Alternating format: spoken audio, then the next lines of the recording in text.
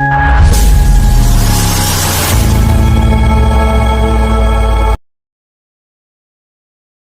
समय की बात है। घने जंगल के पास एक सुंदर सा गांव बसा था। गांव के लोग बड़े ही दयालु और मिलनसार थे। उसी गांव में रामू नाम का एक गरीब आदमी रहता था। उसका गुजारा जंगल से लकड़ियां तोड़कर और उन्हें बाजार में बेचकर ही चलता था।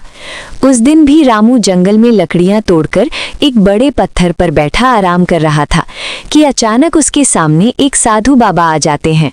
बेटा, तुम्हारे नसीब में बहुत तरक्की लिखी है, बस थोड़े दिन और इंतजार करो। रामू ने थके स्वर में कहा।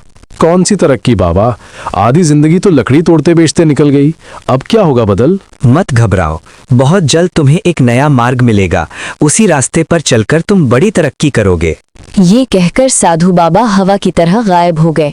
लगता है आज साधु को कोई और नहीं मिला, इसलिए मेरे पीछे पड़ गए।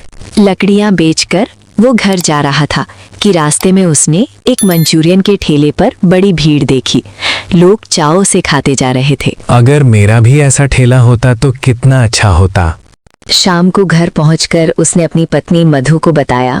आज एक मंचूरियन वाले के ठेले पर बहुत भीड़ थी। मन तो था तेरे लिए लाऊं, पर पैसे कम थे। कोई बात नहीं जी, फिर कभी ले आइएगा। कुछ दिन बाद रामू फिर जंगल में लकड़ी तोड़ रहा था कि उसने वहीं मंचूरियन वाला देखा।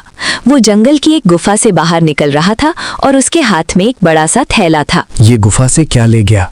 जिज्ञासा में वो गुफा के अंदर गया, पर अंदर खालीपन के अलावा कुछ नहीं था। अरे, यहाँ तो कुछ भी नहीं है, फिर ये आदमी क्या उठा ले गया? ये बात उसके मन में बैठ चुकी थी। गांव लौटते समय उसे उसका दोस्त नरेश मिला, जिसका सब्जी पूरी का ठेला था, पर आज वीरान पड़ा था। अरे नरेश, तेरे ठेले पर कोई ग्राहक क्यों नहीं? क्या बताऊं भाई, उस मंचूरियन वाले ने मेरा सारा धंधा चौपट कर दिया।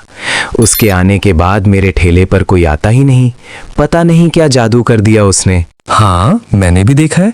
मुझे तो लगता है वो कुछ गड़बड़ करता है। उसके खाने में कुछ तो रहस्य है। अरे नहीं भाई, जादू टोना कुछ नहीं होता, ये सब बेकार की बातें हैं। लेकिन रामू का शक अब पक्का हो चुका था। वो मन ही मन बोला, नहीं, इसमें जरूर कोई राज है और मैं इसे खोलकर ही दम लूंगा। अगली सुबह रामू ने पक्का मन बना लिया। वो सीधा उस मंचूरियन के ठेले पर पहुंचा, जहां हमेशा की तरह भारी भीड़ लगी थी। अरे भाई, एक प्लेट मंचूरियन देना। गर्मा गर्म मंचूरियन जब उसने खाया तो उसकी आंखें चमक उठी। अरे भाई, इतनी टेस्टी मंचूरियन तो मैंने जिंदगी में कभी नहीं खाई। आखिर बनाते कैसे हो? बस भाई, सालों का अनुभव और घर के मसाले। अच्छा, घर के मसाले या फिर जंगल की उस गुफा के अंदर के? ये सुनते ही ठेले वाले के हाथ कांपने लगे। ये क्या बोल रहे हो तुम? गुफा में भला मसाले होते हैं क्या? आज पता चल ही जाएगा कि उस गुफा में क्या क्या है। ठेले वाले का चेहरा पीला पड़ गया। वो धीरे से रामू को ठेले के पीछे ले गया। भाई, मेरी बात सुनो, मैं तुम्हें एक राज बता देता हूँ, पर तुम वो गुफा वाली बात किसी को मत बताना। ठीक है, राज बताओ, मैं किसी से कुछ नहीं कहूंगा। भाई, ये उस समय की बात है जब मेरा ठेला बिल्कुल नहीं चलता था। मैं बहुत परेशान था। उसी हाल में एक दिन मैं उस गुफा में चला गया। फिर अंदर जाते ही मुझे किसी की आवाज सुनाई दी, पर कोई दिखाई नहीं दिया। किसकी आवाज? एक औरत की। उसने कहा, कोई एक डिश चुन लो, जिसमें मेरी मिट्टी डाली जाएगी, वही सबसे स्वादिष्ट बनेगी। फिर तुमने क्या सुना? मंचूरियन। उसने कहा, हर बार बनाओ तो उसमें इस गुफा की थोड़ी सी मिट्टी डालना। मैं डरते डरते थोड़ी मिट्टी ले आया, मसाले में मिला दी, और भाई उसी दिन से मेरे मंचूरियन का स्वाद 10 गुना बढ़ गया। तब से हर दिन वही मिट्टी डालता हूँ। अगर ऐसा है तो मैं भी वही मिट्टी लाकर अपने खाने में डालूंगा। नहीं भाई, ऐसे नहीं होता। जब तक तुम्हें उस औरत की आवाज ना सुनाई दे, मिट्टी काम नहीं करेगी। उसकी आवाज कब सुनाई देती है? मुझे तो 5वीं बार में सुनाई दी थी। उससे पहले मैं 4 बार गया, कुछ नहीं हुआ। अब रामू का संकल्प और भी मजबूत हो गया था। वो मन ही मन बोला, अब चाहे जो हो, मैं उस गुफा में जरूर जाऊंगा और अपने भाग्य का रास्ता खुद खोजूंगा। रामू पूरे जोश और हिम्मत के साथ गुफा की ओर बढ़ रहा था। उसके कदम तेज थे और आंखों में एक अलग ही चमक थी। तभी रास्ते में उसे उसका दोस्त नरेश सामने से आता दिखा। नरेश का चेहरा उतरा हुआ था। अरे नरेश, इतनी तेजी से कहाँ जा रहा है भाई? क्या बताऊं यार, अभी साहूकार के पास जा रहा हूं, खुद को गिरवी रखने। रामू चौंक गया। खुद को गिरवी? अरे ऐसा क्यों, क्या हो गया? मैंने साहूकार से कर्ज लिया था, अब चुका नहीं पा रहा हूँ, इसीलिए वही आखिरी रास्ता बचा है। नहीं भाई, ऐसा मत कर, मेरे पास इसका इलाज है। इलाज? कैसा इलाज? चल पहले साहूकार के पास, बात मैं करता हूँ। दोनों साहूकार के घर पहुंचे। साहूकार रंगीन कुर्सी पर अकड़ कर बैठा था। साहूकार जी, हम दोनों मिलकर नरेश का पूरा कर्ज लौटाएंगे, बस हमें कुछ दिन की और मोहलत दे दीजिए। 2 महीने हो चुके हैं, अब और इंतजार नहीं कर सकता। साहूकार जी, दया कीजिए, कुछ दिन और दे दीजिए, पूरा पैसा लौटा दूंगा। बस 10 दिन की मोहलत दे दीजिए, आपका सारा पैसा लौट जाएगा। साहूकार कुछ देर सोचता रहा, फिर बोला, ठीक है, 10 दिन। अगर उसके बाद पैसा नहीं मिला तो तुम दोनों मेरे यहाँ उम्र भर मुफ्त काम करोगे। नरेश के चेहरे पर थोड़ी राहत आई। बाहर निकलते ही उसने घबरा कर कहा, भाई वादा तो कर दिया, पर 10 दिन में पैसा आएगा कहाँ से? चल मेरे साथ, मुझे एक राज पता चला है, वही हमारी किस्मत बदलेगा। कैसा राज? सब बता दूंगा, पहले गुफा चलते हैं। और दोनों तेज कदमों से उस रहस्यमयी गुफा की ओर बढ़ चले, अनजाने डर और एक नई उम्मीद के साथ। रामू रास्ते भर चलते हुए नरेश को पूरी बात समझाता जा रहा था। मंचूरियन वाले का राज, गुफा की आवाज और जादुई मिट्टी की कहानी। नरेश कभी हैरान होता, कभी डर जाता। कुछ ही देर में दोनों उस रहस्यमयी गुफा के सामने खड़े थे। अंदर घुसते ही सन्नाटा था। अरे भाई, ये गुफा तो पूरी खाली है, यहाँ कहाँ से होगा कोई चमत्कार? जब उस औरत की आवाज आएगी तभी चमत्कार होगा। दोनों एक बड़े पत्थर पर बैठ गए। समय बीतता रहा। नरेश बेचैन होकर बोला, भाई मुझे तो लग रहा है कि साहूकार के सामने वादा करके हमने बड़ी गलती कर दी, अब कुछ नहीं होगा। तभी अचानक तेज हवा का झोंका गुफा में घूम गया और इसी बीच एक रहस्यमयी आवाज गूंज उठी, रामू, नरेश, बताओ एक डिश का नाम। रामू की आंखों में चमक आ गई, लेकिन नरेश डर से कांपने लगा। भाई ये किसकी आवाज है? डर मत, यही तो वो देवी है। जल्दी बता, तुझे क्या बनाना आता है? भाई मुझे तो बस सादी सब्जी और रोटी ही बनानी आती है। रामू दोनों हाथ जोड़कर बोला, हे देवी, हमारी डिश है सब्जी और रोटी। कुछ पल खामोशी रही, फिर वही रहस्यमयी आवाज फिर से गूंजी, ठीक है, अब तुम यहाँ की मिट्टी ले जा सकते हो। जब भी सब्जी रोटी बनाओ, उसमें इस मिट्टी की थोड़ी सी मात्रा डालना। ये सुनते ही दोनों के चेहरे खिल उठे, लेकिन आवाज ने चेतावनी भी दी, बस लालच मत दिखाना, नहीं तो इस मिट्टी का असर उल्टा हो जाएगा। नहीं देवी जी, हम कभी लालच नहीं करेंगे। दोनों ने सावधानी से गुफा की थोड़ी सी मिट्टी थैले में भरी और खुशी खुशी बाहर निकल आए।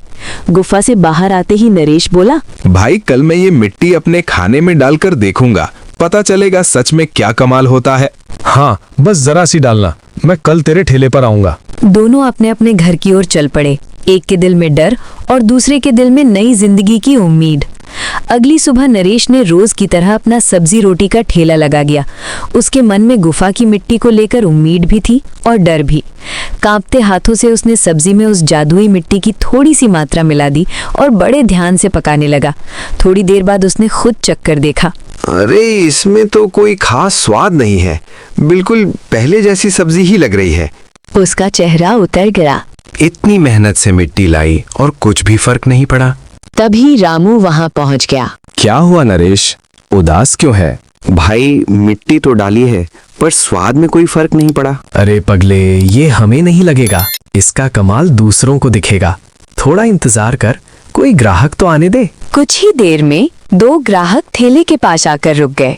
अरे नरेश भाई, आज क्या नया मसाला डाला है? खुशबू तो बहुत जबरदस्त आ रही है। हाँ भाई, आज मसाले कुछ अलग हैं, लगाऊं क्या 2 प्लेट? हाँ हाँ जरूर लगाओ, इसी खुशबू ने हमें यहाँ खींच लाया। नरेश ने कांपते हाथों से 2 प्लेट सब्जी रोटी परोसी। दोनों ने जैसे ही पहला निवाला लिया, उनके चेहरे पर हैरानी जम गई। अरे भाई, ये कैसी सब्जी बनाई है? इतनी स्वादिष्ट तो मैंने जिंदगी में कभी नहीं खाई। सच में यार, जो इसे खा ले वो इसका दीवाना हो जाए। कमाल कर दिया तूने नरेश।